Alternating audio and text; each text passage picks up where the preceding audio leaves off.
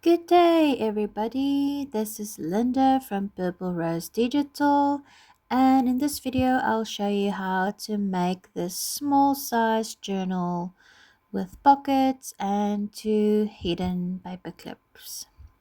So, I've already cut out everything, the cover, all the pockets, I've folded the glue flaps, and I've also already inked all my edges.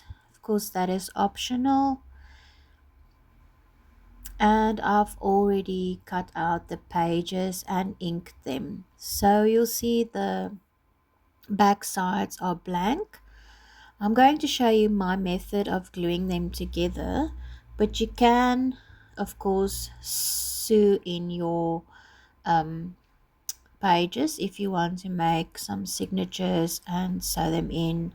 You can absolutely do that. So every page we're just going to fold in half like this, and your blank side will be facing outwards and your page on the inside.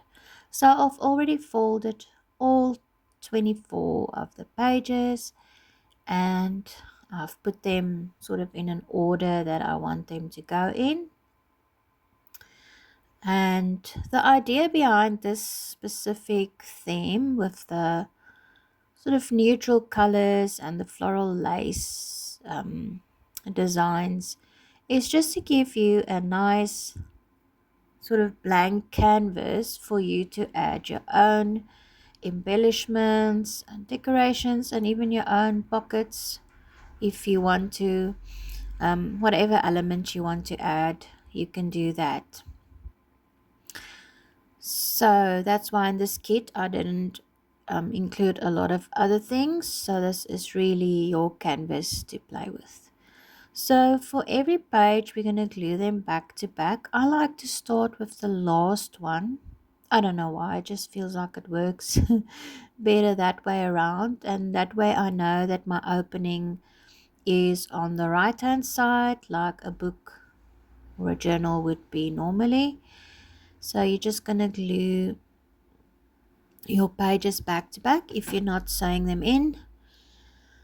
And you can use your preferred glue. I'm using this liquid white craft glue that I get locally. Just make sure you have your glue all the way up to the edges and wipe off any excess glue as you go, because you don't want your pages to get stuck together on the inside of the pages. You will probably see in the video I did have a couple of spots where I had too much glue and I got some damage on my pages. I normally don't freak out too much about it because it adds a bit of that vintage shabby character to the journal, but you definitely don't want to have that everywhere or big areas of paper being damaged because of glue. I do tend to use a bit too much glue, um, so it does tend to happen, but I'm sure if you've made a couple of journals, you will know how much glue to use for your journal. So just again all along the edges of the page, and just make sure you have your pages the right side up, so the opening is on the same side every time and your spine or the folded side is on the same side every time. Glue that on. Make sure to get it aligned as straight as possible, especially on the spines or the folded sides. That is very important. The better you do this, the less you will have to trim afterwards. And you can always check as you go along and move things around a bit if your glue is still wet. So I've done all the pages as you can see, and now I will just quickly show you if there's some big white areas sticking through, you can just trim them off.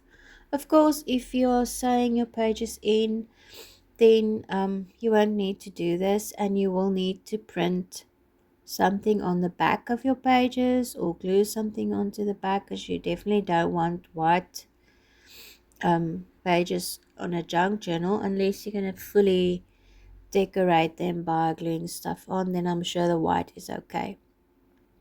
So after you've trimmed off all your white, you can also ink your edges again. But now I'll show you how to do the cover. It is slightly larger than might be needed, but you can trim yours according to the thickness of your journal, because I think depending on your paper, or maybe you decided to use less pages than the 24, it might be smaller, so you can just trim it off in the back, and I will show you now how to do that. Mine didn't really need that much trimming, but just for the sake of the video and showing you, I will trim mine a bit. So you're going to place your glue on your first page. Don't go too far up to the spine area with your glue, because you want movement in that spine area. So do not glue the folded sides, the spines. You do not put any glue on there. And you can even you don't have to go as far in with your glue towards the folds like I did, because it's good to leave the spine area open for movement. Otherwise you might struggle to turn your pages of your journal. So once the front is glued on and dry enough for you to move to the back, you can do that. And of course check your alignment as you go. So you'll see I can put it straight on, or I can pull it forward and trim off the excess on the back. So as you can see there, we want that movement in the spine. So just check how thick yours is and what you want to do. If you want to put in your pockets first before you do the cover, you can do that, because the pockets do add quite a bit of width already, especially on the bottom of the journal. So you might see the cover looking like it's a bit skew when you try and pull it over the back, because of the pockets adding width at the bottom and not at the top so much. But then you can just pull it over the back and trim as needed so that it is nice and straight again. Hopefully you can see what I'm doing here. I'm pulling it over a bit further than the page, and that is why I also said that you should print the cover on backing paper, so that if you decide not to trim it and you want your cover to stick out a bit in the front and the back, of course, it will be weird if it's only in the back, but if you want to do it that way and have your cover stick out a bit over the front and the back, you can do that as well. It also helps so that the spine that sort of peeks out on the inside when you open your journal doesn't look so very starkly white, because it's got that faint print on the inside. So I'm just waiting for it to dry a bit, but I'm starting to trim off. You'll see it doesn't look white because I did print on backing paper, but I am going to trim off this piece that I have pulled further than the page. So that's that, completely done. And as you can see, it will make a bit of a rounded edge on the spine as a normal book does, but that is where your movement is at, and you'll see it opens completely. It doesn't struggle to open at all. Just make sure that's dry before you start turning the pages too much. So next we can just ink where we have trimmed, and just make sure we ink our cover if that is what you want to do. I'm just using brown You can use any color. A pink would be really nice because it will bring out some of those slight dusty pink tones. Beige or different shades of brown, or even peach, a peach color. The theme does have a bit of a peachy tone to it. So once you've done that, you can go through and just check if there's any pages that also need a bit of inking.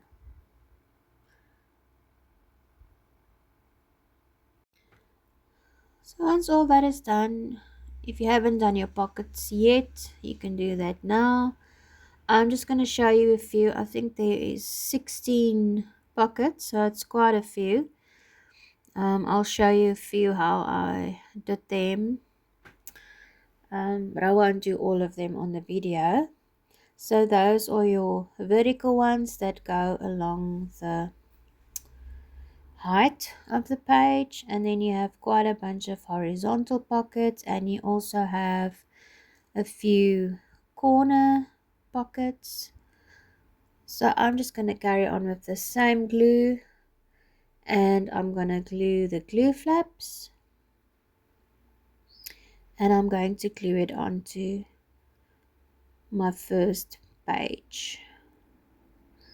And of course you can decorate your pockets with lace and all sorts of nice things. As I said, today I'm not doing that. I'm leaving this as a blank canvas for you to see how it looks, sort of more blank, and you can use your imagination to know what else you can do with it.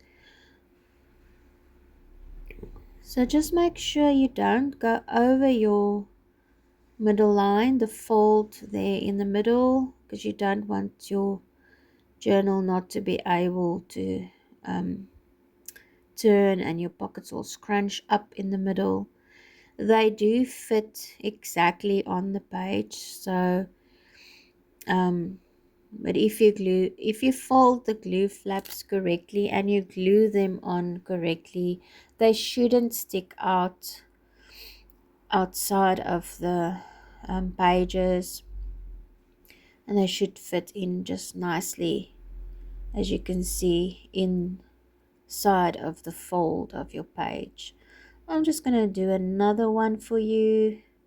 Again, I'm going to place my glue on the flaps, and I'm going to glue it in. Some of the pockets do not have glue flaps, mostly the vertical ones. The reason for that is that the glue flaps make them a bit larger, so you might have stuff falling out if you don't put a lot in the pocket. So for the vertical ones, I prefer them without glue flaps, because they are vertical, stuff is more prone to fall out, because it's not, you know, lying inside the pocket like with the horizontal pocket. It's more like tucked in. So let's do one of those. You're just going to place a small strip of glue, or if you have a really thin double-sided tape, if you want to use that, and you are going to glue that in. It doesn't have to be on the edge of the page. It can be in the center, with the opening facing towards the outside of the page. You can turn them any way you want. So that's that. I'll continue the rest of my pockets later, and I will quickly show you how to do the hidden paper clips. They are so easy. So because we are doing a small journal, you do want to use a small paper clip because they are not very big. So that's a square one. You're just going to add your paper clip and add the cover above that. So you fold the base in half, push over your paper clip over the base. That's the cover. You just get the base, push that over your base, and then we can glue on the covers to cover up our paperclip. I like calling them a hidden paperclip. Some folks call them double-sided paperclips. I think there's some other names I can't remember now, but whatever, it doesn't matter, it's the same thing, and they just look so lovely in a journal. They just add so much to a journal, and you can tuck things into them. They just really do a lot for your journal. So you're just going to place your glue all over. Sorry, today I'm struggling with my glue again because these are empty and I refuse to open a new one until the last bit of glue is used up. So I'm just really being a bit stubborn about the glue today. I should just actually open a new one, but nonetheless, we will carry on. And for the cover that goes over the paperclip, you want to use enough glue because the paperclip has some width, it's going to bulk up a bit. So you just want to press around the paperclip to just make sure you get that cover on nicely around it. And it can be a bit tricky, but just make sure you press until your glue is dried and it's fixed around the paper clip. And we're going to do the same with the round one. You'll see on the round one it does have a little space for the paper clip in between the two circles. So that needs to be at the top there where you can see the paper clip. And again, we're just going to press around the paper clip until our glue fixes onto the base and is stuck pretty well on there and doesn't pull loose. This glue is quite quick. I really like this glue because it dries quickly and it really stays on there. I've tried to remove things that I've glued on with this glue and it just destroys the paper, so it doesn't come off. And there you can see how a paper clip goes over a page. It doesn't have to go on the top, it can also go onto the side of a page, but that looks really cute. Of course, you can decorate these paper clips a bit more if you like. And that's the base of the journal done. You can now go on and add your own touch, all your own elements. Thank you for watching. Visit my Etsy store for more beautiful items to make.